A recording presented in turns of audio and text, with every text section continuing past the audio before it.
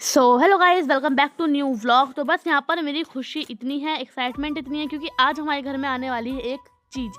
तो यहाँ पर क्या चीज़ आने वाली है वो आ भी चुकी है शाम को, और यहाँ पर आ चुका है हमारा एसी।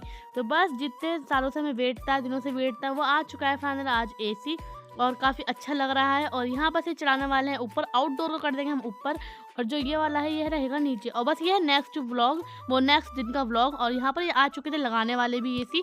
तो बस यहाँ पर अब लगवाते हैं एसी फाइनल जल्दी। तो यहाँ इन्होंने कर दिया है अपना काम शुरू, और बस यहाँ पर चाय वाय पी के उन्होंने अपना काम शुरू कर दिया है लगाने के लिए। तो बस लगाने के बाद मिलते हैं। और यहाँ पड़ गया तो कुछ सामान मिक्स हो चुका था इनका, तो बस ये मंगा रहे थे और ये लिख रहे थे क्या सामान लाना है। तो पापा और भाई गए सामान लेने के लिए, जब तक इन्होंने आउटडोर लगा दिया था। ऊपर का आउटडोर लगने के बाद आता है नीचे की बारी, और बस नीचे भी इनका फाइनल थोड़ा बहुत रह गया था काम।